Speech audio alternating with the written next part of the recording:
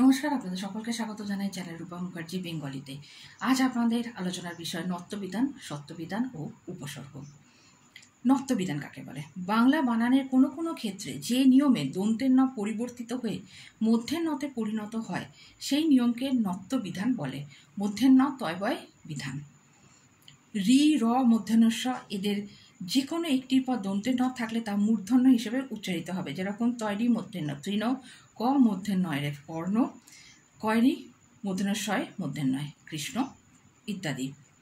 রি, র, মূর্ধন্যয়ের ঠিক পরে যদি দন্তের ন না থাকে, যদি এদের এবং দন্তের নয়ের মাঝখানে কোনো স্বরবর্ণ ক বা প বর্গের কোনো বর্ণ অথবা অন্তস্জ, ব, হ এবং উনস্ব থাকে, তখন দন্তের ন মূর্ধন্যতে পরিণত হয়। যেমন র মূর্ধন্য রণ, পয়াকার মধ্যে নয়াকার মধ্যে শয় দীর্ঘি পাশানি, মার্ক করেন পয়াকার মধ্যে শয়াকার মধ্যে নয় দীর্ঘি। রামায়ণ রয়াকার মায়াকার উন্তস্ত মধ্যাহ্ন, ঘ্রাণ ঘয়রাফলা আকার মধ্যাহ্ন ঘ্রাণ ইত্যাদি। এক পদে রি, র মূর্ধন্যস্বর থাকলে আর অন্য পদে দন্তের ন থাকলে এবং দুটি পদ সমাসবদ্ধ হয়ে এক পদে পরিণত হলে দন্তের ন আর মূর্ধন্য হয় না। যেমন হরিনাম, বীরাঙ্গনা, শ্রীনিবাস, ভিক্ষান্ন ইত্যাদি। এখানে কিন্তু মধ্যে নয় নয় নয় ভয়সী ক্ষয় মূর্ধন্য একা দন্তের নয় নয়।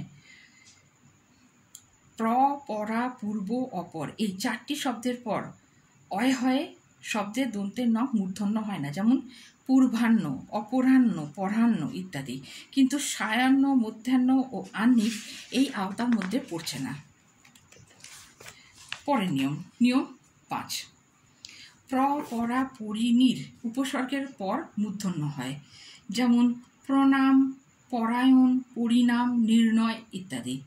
ট বর্গের কোনো বর্ণের অব্যবহিত পূর্বে নাসিক্য বর্ণের প্রয়োজন হলে সর্বদা মূর্ধন্য হয়।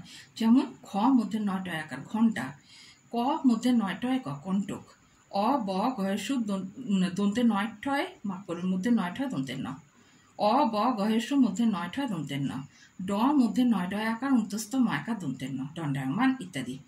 পদের শেষস্থ দন্তের ন কখনো মূর্ধন্য হয় না। যেমন শ্রীমান, শর্মন, আয়ুষ্মান ইত্যাদি। শেষ নিয়ম, তদ্ভব দেশি ও বিদেশি শব্দের বানানে দন্তের ন হয়। যেমন ক মধ্যে নয় রেপ কর্ণ থেকে কয়াকার দন্তের ন কান, দন্তের শয়বায় মধ্যে নয় রেপ থেকে দন্তের শয়কার দন্তের নয়াকার সোনা, দন্তের নয়াকার রয়াকার উন্তস্থ মধ্যে ন নারায়ণ থেকে দন্তের নয়াকার রয়াকার উন্তস্থ দন্তের ন ইত্যাদি। সত্যবিধান, বাংলা বানানের ক্ষেত্রে যে নিয়মে দন্তেস্ব পরিবর্তিত হয়ে মূর্ধন্যস্ব হয় সেই নিয়মকে সত্যবিধান বলা হয়। সত্যবিধানের বানান মূর্ধন্যস্ব তয়বয় বিধান। প্রথম নিয়ম, অকার বা আকার ভিন্ন স্বরবর্ণের পরে এবং ক ও র এর পরে প্রত্যয় ও বিভক্তির দন্তস্ব মূর্ধন্যস্ব হয়। যেমন ভবিষ্যৎ, ভ ভয়সী মূর্ধন্যস্বয় জফলা খণ্ডত্ব, ভয়সু পেটকার মধ্যে শয় কয় রয়হস্যি মধ্যে নয় দীর্ঘি, দন্তের শয়সু মূর্ধন্যস্ব মায়াকার সুষমা, দয়সু বয়রেফস্যি মূর্ধন্যস্ব হ দুর্বিষহ ইত্যাদি।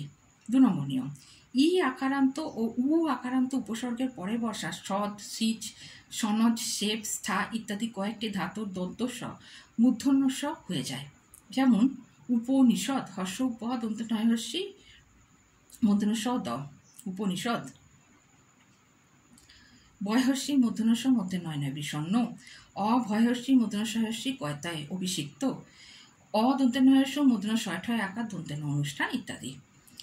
7 দন্তেস্ব আকার খণ্ডত্ব, 7 প্রত্যয়ে দন্তস্ব কখনো মূর্ধন্যস্ব হয় না। যেমন অগ্নিস্বাদ, ধূলিস্বাদ, ভূমিস্বাদ সবের বানান দন্তেস্ব আকার খণ্ডত্ব ইত্যাদি।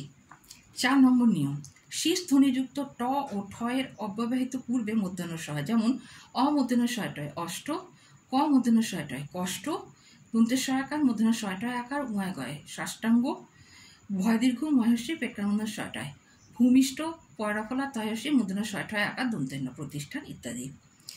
নিয়ম 5, স্ফুট ও স্ফুর ধাতুর দন্তস্ব অখ্যাত থাকে। যেমন পরিস্ফুট, বিস্ফোটক, বিস্ফোরণ ইত্যাদি।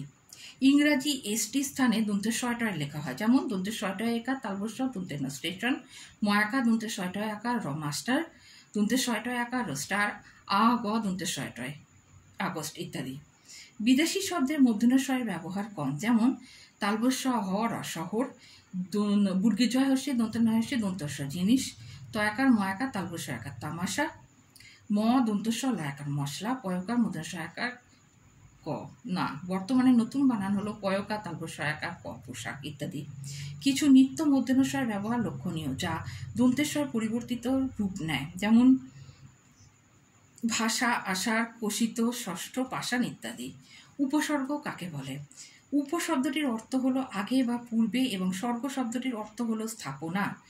বাংলা ব্যাকরণে যে সমস্ত অব্যয় ধাতু ও শব্দের পূর্বে প্রযুক্ত হয়ে অর্থযুক্ত নতুন শব্দ সৃষ্টি করে সেই সমস্ত অব্যয়কে বা বর্ণকে বলা হয় উপসর্গ। এই ছিল আমাদের আজকের আলোচনা। দেখা হচ্ছে পরের ভিডিওতে। এই সম্পর্কিত কোনো প্রশ্ন থাকলে অবশ্যই কমেন্টসে করতে পারেন। চ্যানেল সাবস্ক্রাইব করতে ভুলবেন না নতুন নতুন আপডেটস পাওয়ার জন্য।